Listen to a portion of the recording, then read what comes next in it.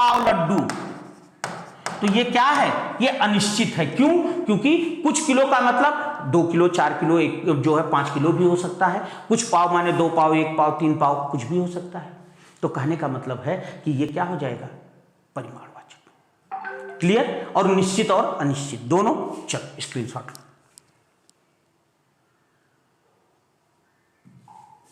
Next, गुणवाचक विशेषण। ए बेटा सुनो, इसको पढ़ना ही नहीं है। क्यों नहीं पढ़ना है मैं बता दूं, जैसे मैं बताऊं आपको सीधा सीधा उदाहरण देता हूं। आया है आपके प्रश्न है सीटेट का, मोटा लड़का, मैं बहुत इसको उदाहरण देता हूं। मोटा लड़का दौड़कर भागा, मोटा लड़का दौड़कर भागा, ठीक है, या मोटा लड़का भागा, कुछ भी करिए। मोटा लड़का कूद कर, दौड़कर नहीं यार, कूद कर, मोटा लड़का कूद कर भागा, ये आपके यहां आया हुआ प्रश्न है। और पूछा है इसमें विशेषण कौन सा है, तो सीधी सी बात है कि जो संज्ञा की विशेषता होगा वो विशेषण है। तो जब भी विशेषण पूछा जाए पहले संज्ञा को अंडरलाइन कर लीजिए, जितनी भी संज्ञा है, और देखिए किसके साथ कोई विशेषता है, जो विशेषता है वही विशेषण है। इसमें केवल एक संज्ञा है लड़का, और लड़के की विशेषता है कि वह मोटा है, इसका मतलब यह विशेषण है। लेकिन अगर मान लीजिए इसी प्रश्न में आपसे पूछा जाए कि यह कैसा विशेषण है, तो सीधी सी बात है यार कि विशेषण के केवल 4 भेद हैं। देखो बेटे 4 भेद हैं। परिमाण जो है सार्वनामिक, सार्वनामिक माने जो सर्वनाम हो, संख्यावाचक माने जो नंबर हो, परिमाणवाचक माने जो नाप तौल की इकाई हो, और अगर तीनों नहीं है तो गुणवाचक। तो सिंपल सी बात है, ये क्या है, गुणवाचक। इसमें पढ़ना ही कहां है यार भाई, सीधे से आप देख रहे हैं कि ना तो ये कोई मोटा कोई सर्वनाम है कि नहीं, हाँ, ना तो मोटा क्या है, ना तो मोटा कोई संख्या है, ना मोटा नाप तौल की इकाई है। तो सीधी सी बात है कि ये गुणवाचक है। तो कहने का मतलब अगर कोई सर्वनाम न संख्यावाचक हो, न परिमाण, न सार्वनामिक हो, अगर कोई विशेषण, तो समझ लेना वो गुणवाचक विशेषण है। सबसे सरल तरीका बता दिया, जैसे लाल कपड़ा, लाल घोड़ा था वहां, आपसे कहा लाल घोड़ा। अब यहां जो है घोड़े की विशेषता है कि वह लाल है। अब यहां लाल रंग क्या है बेटे, लाल जो है ये विशेषण है। कैसा विशेषण है, तो सीधी सी बात है कि यार लाल न तो सर्वनाम है, न संख्या है, न परिमाण है। तो सीधी सी बात है कि गुण है, इसमें पढ़ना ही क्या है। तो देखो बेटे ये तो रहा तरीका फटाफट सॉल्व करने का, बट एक चीज ध्यान रखना, आपको एक चीज और बता दूं, ये चीज गौर करना बेटे कि वह सर्वनाम, वह विशेषण जो संज्ञा के गुण, संज्ञा के स्वभाव या संज्ञा की दशा का बोध कराता है। किसका बोध कराता है बेटे, ध्यान रखना, संज्ञा के गुण, गुण जैसे ये है, संज्ञा के स्वभाव या संज्ञा की दशा का बोध कराता है, उसे गुणवाचक विशेषण कहते हैं। स्वभाव माने जैसे हम कह दे बेटे झगड़ालू महिला, अब यहां महिला की विशेषता है कि वो झगड़ालू है और ये उसका स्वभाव है, तो ये गुणवाचक है। दशा जैसे हम कह दें बीमार आदमी, आदमी की विशेषता है कि वो बीमार है, गुण है। तो सीधी सी बात है, किसी संज्ञा के गुण, उसके स्वभाव, उसकी दशा का बोध कराने वाला गुण विशेषण गुणवाचक है। और दूसरी चीज सबसे आसान है यार, जो विशेषण तो हो पर न सर्वनाम हो, न संख्या हो, न परिमाण, न नाप तौल की इकाई हो, तो गुणवाचक है, बात खत्म। चारों विशेषण खत्म, चारों भेद खत्म। क्लियर? आसान भी है। चलो नेक्स्ट चलते हैं। ध्यान देना बेटे, क्रिया, क्रिया में भी आपसे बार बार पूछा गया है सकर्मक अकर्मक। चलो सारे लोग एक बार शेयर करो, ठीक है, सारे लोग एक बार शेयर करो। गिलास में थोड़ा पानी है में कौन सा विशेषण है? देखिए अब आप लोग बता दीजिए, करें गिलास में थोड़ा पानी है, थोड़ा पानी है, तो भाई सीधी सी बात है, पानी को हम तौलने जो है, पानी को क्या कर सकते हैं, गिन थोड़ी सकते हैं, है कि नहीं, कि पानी को गिन थोड़ी सकते हैं भाई, पानी को हम नाप या तौल सकते हैं। और हमने कहा जो नाप तौल के साथ हो, थोड़ा पानी है, कुछ पानी है कि नहीं, तो भाई पानी क्या है, पानी कैसी संज्ञा है, आप बताओ। पानी संज्ञा है, द्रव्यवाचक संज्ञा है, और थोड़ा उसकी विशेषता है। तो भाई थोड़ा का मतलब ये थोड़ी है, थोड़ा का वहां मतलब ये थोड़ी है कि 1 पानी है, 2 पानी है, 3 पानी है, 4 पानी है। अरे थोड़ा मतलब 50 ग्राम है, 100 ग्राम है, या 10 ml है, 20 ml है, 50 ml है, 100 ml है। इसका मतलब नाप तौल की इकाई भी है और अनिश्चित भी है, अनिश्चित परिमाण। क्लियर हो गया बेटे? अनिश्चित परिमाण। क्यों?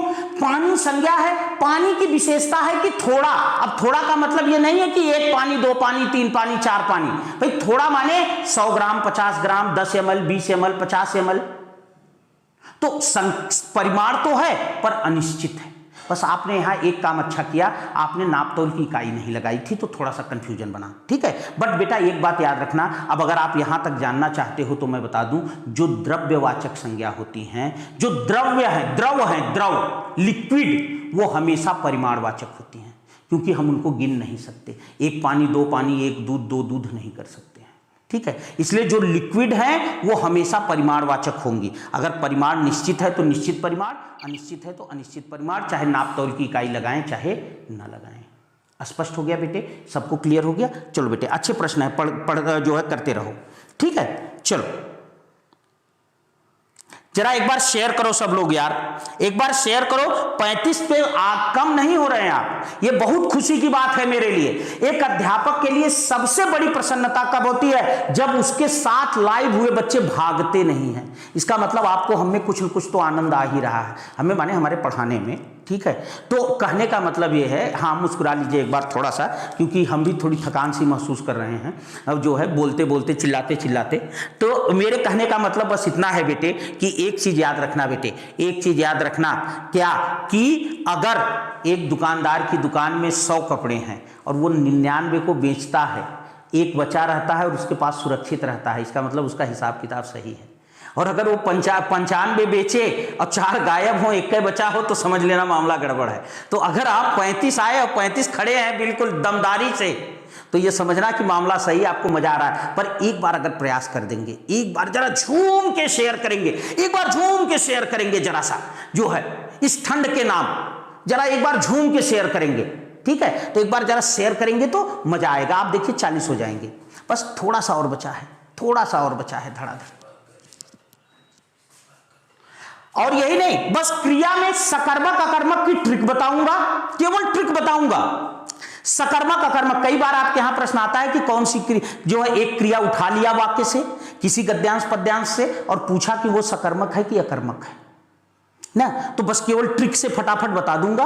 क्रिया विशेषण में कुछ पढ़ाना नहीं, 4 लाइन बताऊंगा, एक एक क्वेश्चन पूछ लेना चारों से, आपका काम खत्म। फिर दमदारी से पढ़ाएंगे गद्य और पद्य। और यही नहीं, पद्य उन बच्चों के लिए बताएंगे यार जिन्होंने हाई स्कूल के बाद हिंदी नहीं पढ़ी है, जिन्होंने इंटर के बाद हिंदी नहीं पढ़ी है, उनको सिखाएंगे कि आप कैसे गद्य और पद्य सही कर पाएंगे, ठीक है। तो जरा सा एक बार शेयर करें, एक बार जरा जोर से शेयर करें, झूम के शेयर करें, ठीक है। चलिए देखो बेटे, क्रिया का सीधा मतलब होता है, क्रिया का सीधा मतलब होता है कार्य। क्रिया का सीधा मतलब क्या होता है?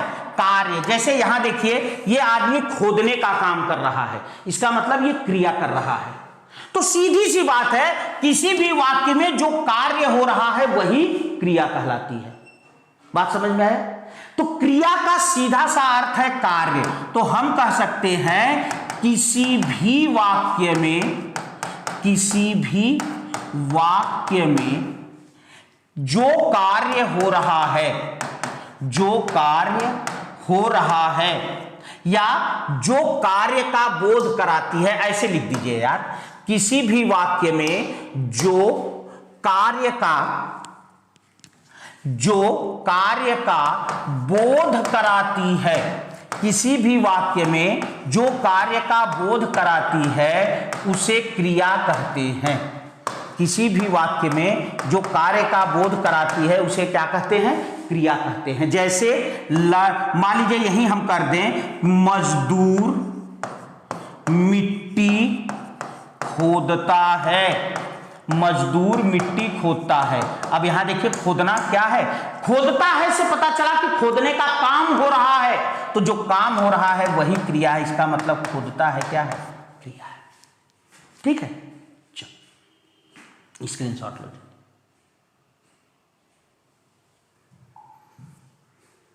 देखिए अब यहां हाँ एक बात और भेद करते हैं। चलो यहां थोड़ा सा एक चीज और व्याख्या करते हैं कि प्रयोग के आधार पर क्रिया के भेद, प्रयोग या कर्म के आधार पर, प्रयोग या कर्म के आधार पर क्रिया के भेद। यहीं से एक प्रश्न आएगा, क्या कर्म के आधार पर दो भेद होते हैं बेटे, सकर्मक क्रिया और अकर्मक क्रिया। ओके, सकर्मक जिस क्रिया में कर्म हो, जिस क्रिया में कर्म हो वह सकर्मक है, और जिस क्रिया में कर्म न हो वो क्या है, अकर्मक है। बात स्पष्ट हो गई, यहां तक सब जानते हैं। अब आइए इसके आगे चलते हैं और तब आपको बताते हैं कि असली लड़ाई कहां है। सकर्मक क्रिया, जैसे देखो बेटे ये स्कूल का चित्र है। अब यहां देखो ये बच्चा स्कूल जा रहा है, ये बच्चा क्या कर रहा है, ये बच्चा स्कूल जा रहा है, ये बच्चे स्कूल में बैठे हैं। तो सीधी सी बात है यार कि अगर जैसे अब आपको वाक्य दिया, बालक विद्यालय जाता है, बालक विद्यालय जाता है। आपसे पूछा कि यह सकर्मक है कि अकर्मक है, सकर्मक है कि अकर्मक है।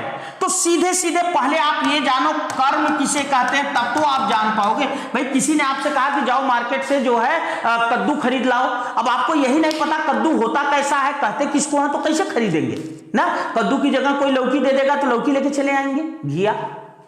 तो कहने का मतलब यह है कि पहले यह तो जानो कि कर्म किसे कहते हैं, तब तो जान पाओगे कि सकर्मक है कि अकर्मक। तो ध्यान दीजिएगा बेटे, क्रिया का प्रभाव जहां पड़ता है, क्रिया का प्रभाव, क्रिया का प्रभाव जहां पड़ता है उसे कर्म कहते हैं।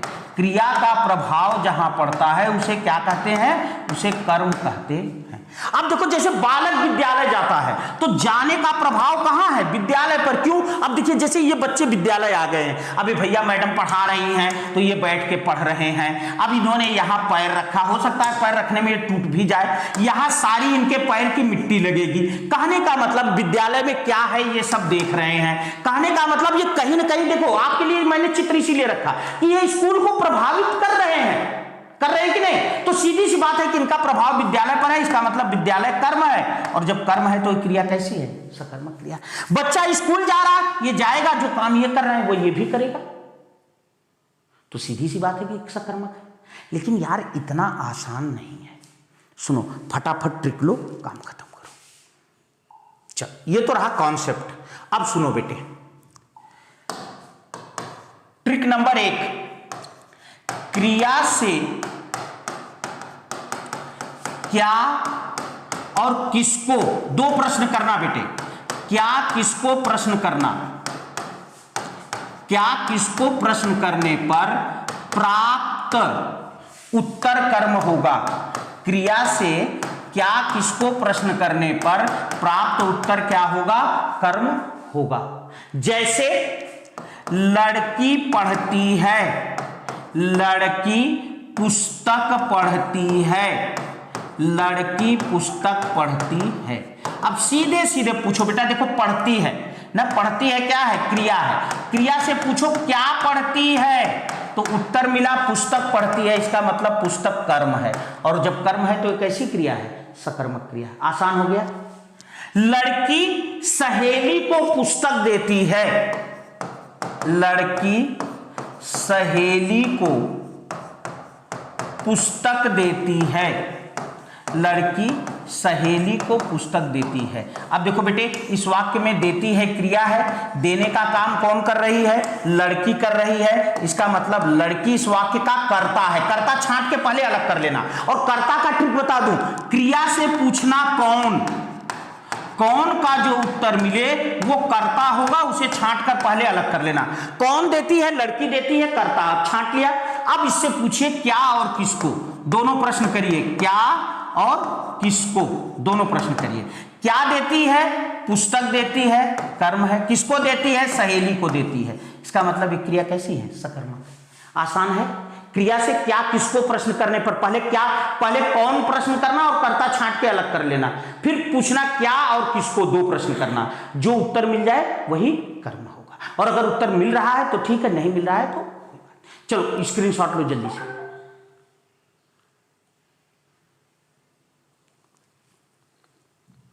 दूसरा पॉइंट, जब वाक्य में कर्म प्रत्यक्ष न हो, जब वाक्य में कर्म प्रत्यक्ष न हो तो भी कर्ता क्रिया से, जब वाक्य में कर्म प्रत्यक्ष न हो तो भी क्रिया से क्या प्रश्न करना चाहिए। अब मैं बता रहा हूं क्या प्रश्न करना चाहिए।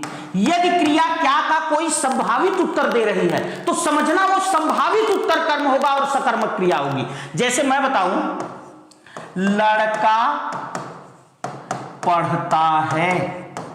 अब देखो बेटे, यहां आप जानते हैं पढ़ता है क्या है, क्रिया है। कौन पढ़ता है, लड़का, लड़का करता है। तो यार इस वाक्य में तो केवल कर्ता और क्रिया है, बीच में कुछ बचा ही नहीं कि कर्म हो। लेकिन हम ऐसे नहीं छोड़ेंगे, हम फिर क्रिया से पूछेंगे क्या, क्या पढ़ता है। तो क्रिया कहेगी कि पुस्तक पढ़ता है, क्रिया कहेगी समाचार पत्र पढ़ता है, क्रिया कहेगी कुछ भी पढ़ता है, चिट्ठी पढ़ता है। अब तो जमाना ही नहीं रहा, नहीं तो चिट्ठी पढ़ने का आनंद ही कुछ और था, रस कुछ और था। खैर, पुस्तक पढ़ता है, समाचार पत्र पढ़ता है। तो मेरे कहने का मतलब है बेटे कि यहां जो पुस्तक और समाचार पत्र हैं इन्हें संभावित कर्म कहा जाता है और ऐसी क्रिया सकर्मक क्रिया होती है। तो बात समझ गए। तो ऐसा मत करना कि ये देखना कि वाक्य में कर्म दिख रहा है तभी सकर्मक है, अगर वाक्य में कर्म नहीं है तब भी सकर्मक हो सकती है। बस क्रिया से क्या पूछना, अगर क्रिया कर्ता हटाने के बाद क्या का कोई उत्तर दे पाए तो वो समझ लेना क्या कि वो संभावित कर्म है और ऐसी क्रिया सकर्मक है। एक बात और, तीसरा, यदि कर्ता कार्य स्वयं नहीं कर सकता है, यदि कर्ता कार्य स्वयं नहीं कर सकता है, बस लास्ट पॉइंट है इसके बाद, तो वह कर्ता न होकर कर्म होगा। बेटा इसके न इसके आने पर ना अच्छे अच्छे गुरुजी जो है पसीना फेंक देते हैं। जैसे मैं उदाहरण दूं आपको, सुनना, गाड़ी चलती है। आप जानते हैं बार बार लोग कहते हैं कि इस वाक्य में चलना क्रिया है और चलने का काम जो करता है, जो कार्य को करता है वो कर्ता होता है। तो लोग कहते हैं चलने का काम गाड़ी कर रही है इसलिए गाड़ी करता है, और क्या चलती है कोई उत्तर नहीं। क्यों? क्योंकि गाड़ी तो कर्ता हो गई। ये अकर्मक है पर गलत है बेटे। एक बात मुझे बताओ, क्या गाड़ी खुद से चल सकती है? इसीलिए मैंने कहा कि यदि कर्ता कार्य स्वयं नहीं कर सकता तो वो कर्ता होगा ही नहीं, वो कर्म होगा। यहां गाड़ी करता है ही नहीं बेटे, यहां गाड़ी कर्म है। क्यों? क्योंकि गाड़ी खुद से नहीं चल सकती है। अगर खुद से चल सकती तो आज आप अपने बाउंड्री में खड़े करते, कल जाके दूसरे के बाउंड्री में खड़ी रहती ना। तो कहने का मतलब यह है बेटे कि गाड़ी खुद से नहीं चल सकती, इसलिए गाड़ी पक्का कोई चला रहा है और जो चला रहा है वो करता होगा, क्योंकि वास्तविक काम तो वो कर रहा है। तो कहने का मतलब अगर कोई ऐसा वाक्य आए जिसका कर्ता, जो आपको कर्ता लगता हो लेकिन वह उस काम को स्वयं करने में सक्षम न हो, तो समझ लेना वो कर्ता नहीं है, कर्म है। जैसे गेहूं पिसा जाता है। अब इस वाक्य में पिसा जाता है क्रिया है और पिसने का काम कौन कर रहा है? गेहूं कर रहा है। तो लोगों को लगता है कि पिसने का काम गेहूं कर रहा है इसलिए गेहूं करता है। ना भैया, यार गेहूं खुद से थोड़ी पिस सकता है। अगर खुद से पिस सकता तो आप 50 बोरा गेहूं घर में रखें, अगले दिन 50 बोरा आटा घर में मिलता। गेहूं खुद से नहीं पीस सकता, गेहूं पिसा जाता है, इसका मतलब कोई उसे पीस रहा है और जो पीस रहा है वो करता होगा। गेहूं कर्म। तो अगर कोई काम ऐसा हो रहा है जिसको करने वाला, जो आपको लग रहा है कि ये कर रहा है, लेकिन वह करने वाला, अगर आपको ये लगे कि यह करने वाला जो है वो खुद से नहीं कर सकता है, तो समझ लेना वो कर्ता नहीं है, कर्म है और ऐसी क्रिया सकर्मक है। बहुत इतना सरल कोई इसे बता नहीं सकता। Last point, yes last point, एक मिनट,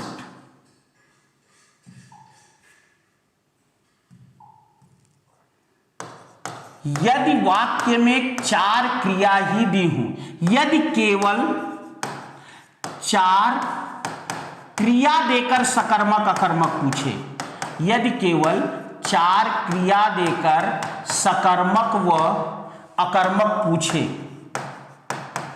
यदि केवल 4 क्रिया देकर सकर्मक अकर्मक पूछे तो सबसे क्या प्रश्न करना है? क्या करना है बेटे? सबसे क्या प्रश्न करना है? क्या करना है? क्या प्रश्न करना है? जो क्या का उत्तर देगी, जो क्या का उत्तर देगी वह सकर्मक, और जो उत्तर नहीं देगी वो अकर्मक। जैसे आपसे पूछा, क्वेश्चन किया, सकर्मक क्रिया है, सकर्मक क्रिया है, नंबर 1 पढ़ना, नंबर 2 चलना, नंबर 3 सोना, नंबर 4 नन ऑफ दीज। जल्दी बताओ बेटे, उत्तर दो, जल्दी उत्तर दो, कौन क्रिया सकर्मक है? जल्दी उत्तर दीजिए, फटाफट जल्दी करिए, कौन क्रिया सकर्मक क्रिया है? आकाश में पक्षी उड़ते हैं बेटे, ये अकर्मक क्रिया है। मैं बता रहा हूं आपको क्यों, अभी मैं बता रहा हूं। आकाश में पक्षी उड़ते हैं, इसका भी मैं रीजन बता रहा हूं, घबराना नहीं। बालक नदी में तैरता है, आकाश बेटा, यहां समय बहुत कम है मेरे बच्चे, नहीं तो मैं बताऊं आपको, पढ़ा तो जो दूं मेरे बेटे ने कि पढ़ने नहीं पढ़ाने लायक हो जाओ आप, लेकिन मजबूरी है, समय का अभाव है। चलो जल्दी उत्तर दो, एक एक एक एक एक, क्या बात है, वेरी गुड। पढ़ना, क्या पढ़ती है? क्या पढ़ती है? पुस्तक पढ़ती है। इसका मतलब केवल एक क्रिया है जो उत्तर दे पा रही है। क्या चलती है? क्या चलना? कुछ नहीं चलना। क्या सोना? कुछ नहीं सोना, कोई उत्तर नहीं, बात खत्म। क्या पढ़ना? पुस्तक पढ़ना, बात खत्म। और अब सुनना बेटे, यही अकर्मक भी सॉल्व कर लो। क्या? अगर वाक्य में केवल कर्ता और क्रिया हो, केवल कर्ता और, चलो आप स्क्रीनशॉट लो इसका तो बताऊं जल्दी।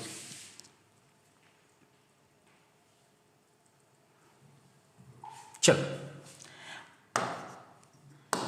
अकर्मक, यदि वाक्य में केवल कर्ता और क्रिया हो, यदि वाक्य में केवल कर्ता और क्रिया हो तथा क्रिया क्या का उत्तर न दे पाए, क्या का उत्तर न दे पाए तो अकर्मक क्रिया होगी। जैसे मैं बताऊं, लड़का सोता है, लड़का सोता है। अब यहां सोना क्या है? क्रिया है। सोने का काम कौन कर रहा है? लड़का कर रहा है। इसका मतलब लड़का इस वाक्य का क्या है? करता है। क्या सोता है? कोई उत्तर नहीं। इसका मतलब यह क्रिया कैसी है? अकर्मक क्रिया है ना। लड़की टहलती है, लड़की टहलती है। कौन टहलती है? लड़की। लड़की करता है, टहलना क्रिया है। क्रिया से पूछा क्या टहलती है? कोई उत्तर नहीं। इसका मतलब ये कैसी क्रिया है? सिंपल सी बात। चारों में मैंने बता दिया कि जो क्या का उत्तर वहां भी दे पाए वो सकर्मक, नहीं दे पाए अकर्मक। तो ये रहा आपका क्रिया। ओके, चलो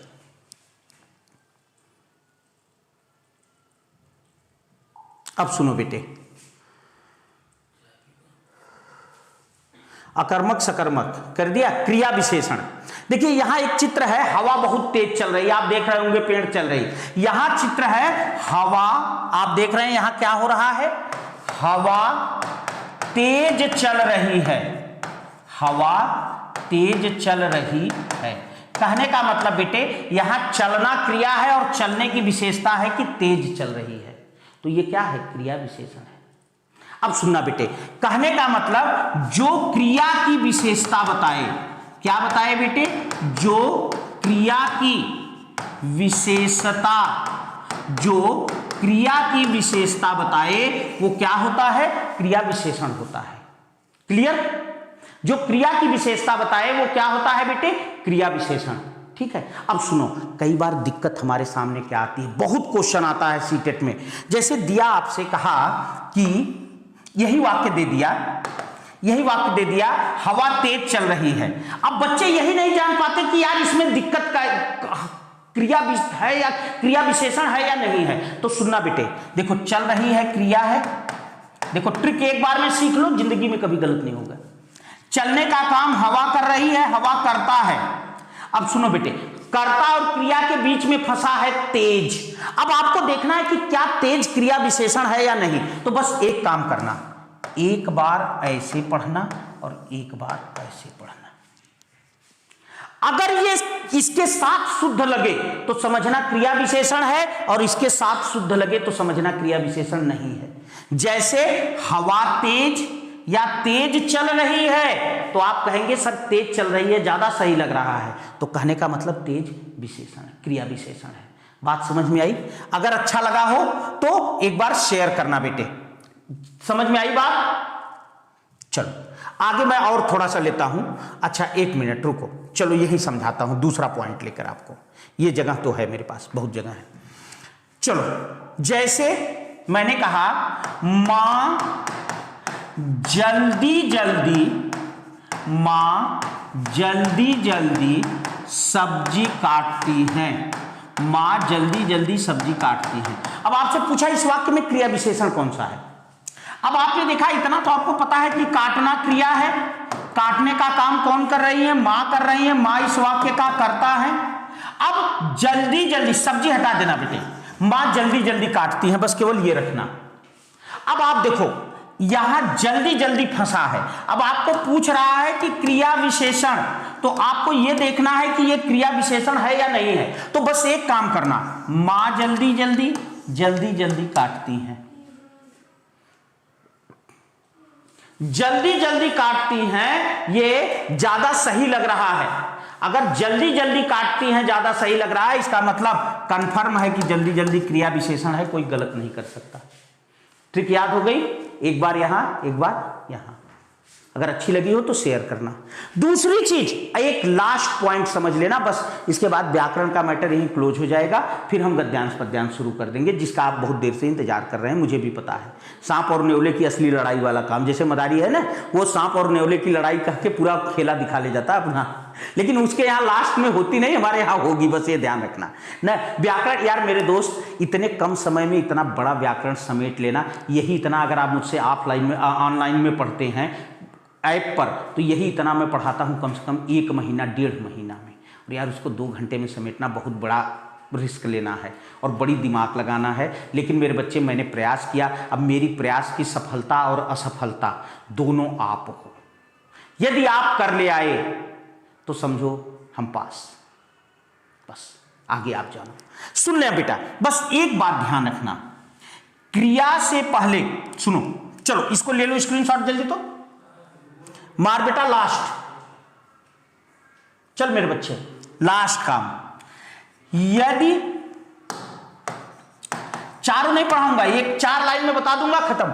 यदि क्रिया से तुरंत पहले, यदि क्रिया से तुरंत पहले संज्ञा सर्वनाम, यदि क्रिया से तुरंत पहले संज्ञा सर्वनाम विशेषण और क्रिया को छोड़कर, मतलब ये चारों नहीं आने चाहिए, न संज्ञा न सर्वनाम न विशेषण न क्रिया, को छोड़कर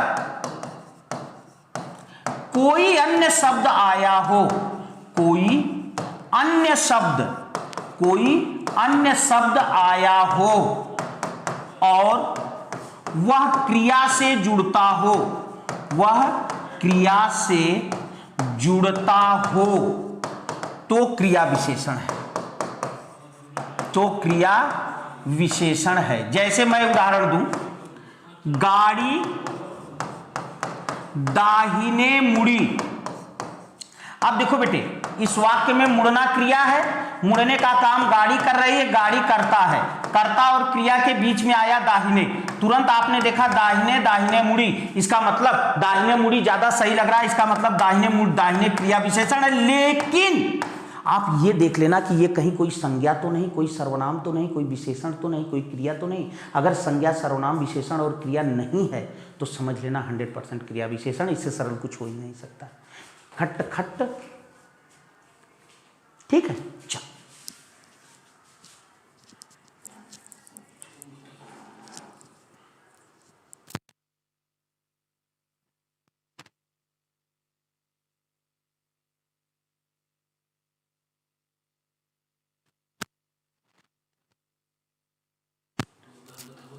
चलिए, अच्छा एक बात और ध्यान रखिएगा बेटे, ये स्पष्ट हो गया। नेक्स्ट, क्रिया विशेषण के भेद। ध्यान रखना बेटे, जितने विशेषण होते हैं उतने ही क्रिया विशेषण होते हैं। बात स्पष्ट। 4 विशेषण, विशेषण याद रहेगा तो 4 विशेषण और 4 क्रिया विशेषण। 4 कौन कौन से हैं? कालवाचक, स्थानवाचक, परिमाणवाचक, रीतिवाचक। मैं एक एक की बात कर लेता हूं, बहुत आसान। देखो बेटे, जब कोई शब्द क्रिया विशेषण हो प्लस समय का भी बोध कराए, मतलब कोई शब्द क्या हो बेटे, ध्यान रखना, कुछ नहीं, मैंने कहा 4 लाइन में तो 4 लाइन में खत्म करूंगा।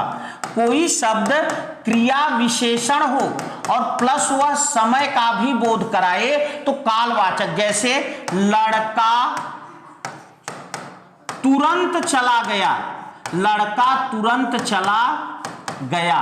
अब देखो बेटे, चला गया क्रिया है, कौन चला गया? लड़का करता है, लड़का तुरंत, तुरंत चला गया, इसका मतलब ये क्रिया विशेषण है। क्यों क्रिया विशेषण है? क्योंकि ये संज्ञा सर्वनाम इनमें नहीं है।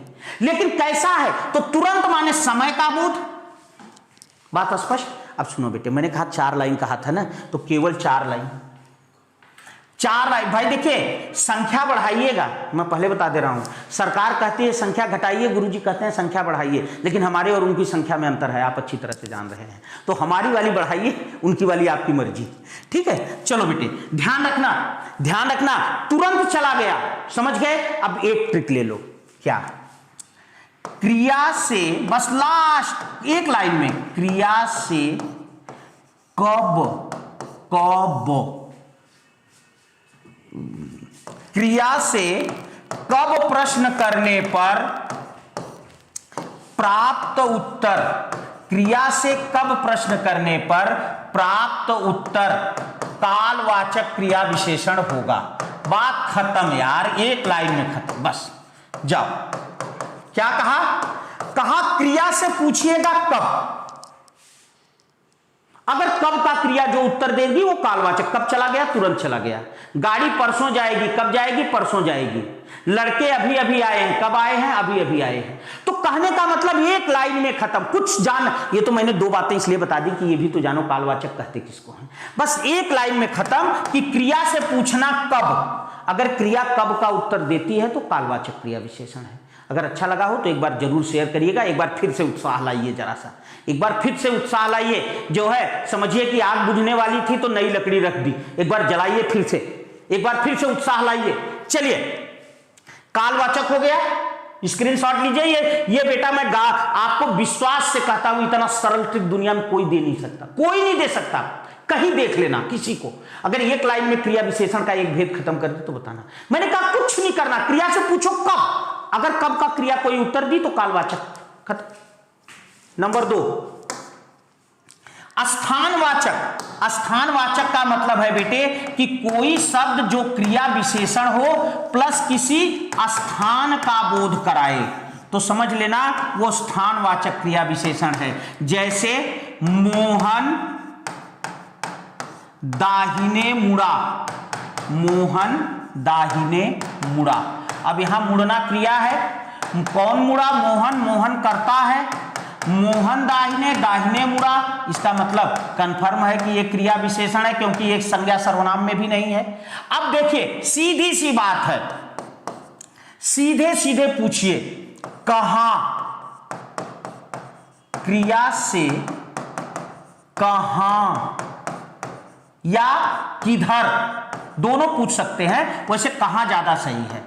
प्रश्न करने पर, प्रश्न करने पर प्राप्त उत्तर प्राप्त उत्तर क्या है? स्थानवाचक क्रिया विशेषण है। बात समझ गए? कहां मुड़ा? दाहिने मुड़ा। किधर मुड़ा? दाहिने मुड़ा। पानी बाहर बहता रहा। कहां बहता रहा? बाहर बहता रहा, है कि नहीं? पानी बाहर बहता रहा, ठीक है। सड़क दूर तक जाती है। कहां जाती है? दूर तक जाती है। तो सीधे सीधे कहां? खत्म। चलो स्क्रीनशॉट। यार देखो कितना आसान कर दिया।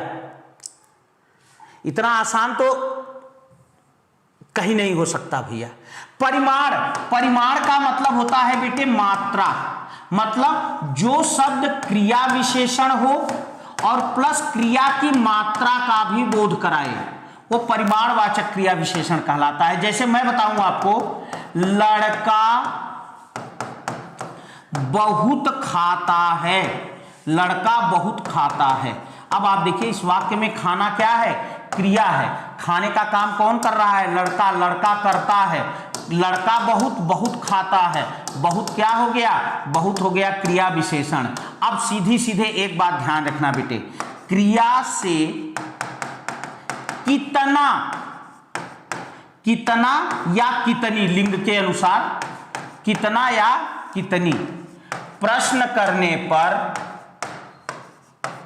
प्राप्त उत्तर क्या हो जाएगा? परिमाणवाचक क्रिया विशेषण। कितना खाता है? बहुत खाता है। हवा, हवा जो है, या एक काम ये कहिए, हवा जो है बहुत चल रही थी। कितनी चल रही थी? बहुत चल रही थी। लड़की कम बोलती है। कितनी बोलती है? कम बोलती है। क्लियर? लास्ट।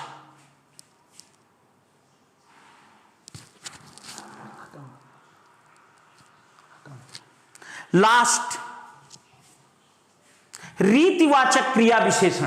ध्यान देना, रीति का मतलब होता है बेटे, रीति का मतलब होता है कार्य करने का तरीका।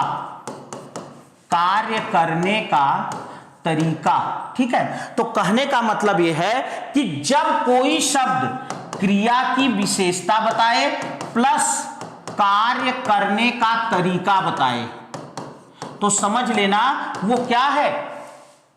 रीतिवाचक। जैसे मां जल्दी जल्दी चलती हैं। अब यहां जल्दी जल्दी का ये कतई मतलब नहीं कि ज्यादा चलती हैं। मां जल्दी जल्दी जल्दी जल्दी चलती हैं, क्रिया विशेषण हो गया। अब कैसा क्रिया विशेषण है? तो सीधी सी बात है कि प्रश्न कर लेना बेटे, क्या, कि किस प्रकार या कैसे, किस प्रकार या कैसे प्रश्न, किससे? अब आप इतना समझ गए हैं, क्रिया से। कैसे चलती हैं? जल्दी जल्दी चलती हैं। किस प्रकार चलती हैं? जल्दी जल्दी चलती हैं ना। गांधी जी तेज चलते थे। गांधी जी तेज चलते थे। कैसे चलते थे? तेज चलते थे। गांधी जी तेज चलते थे।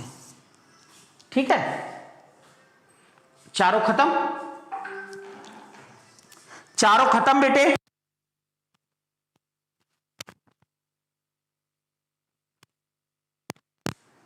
बस एक काम करिएगा, यह हो लगाया जो जना ने दिखाया ना।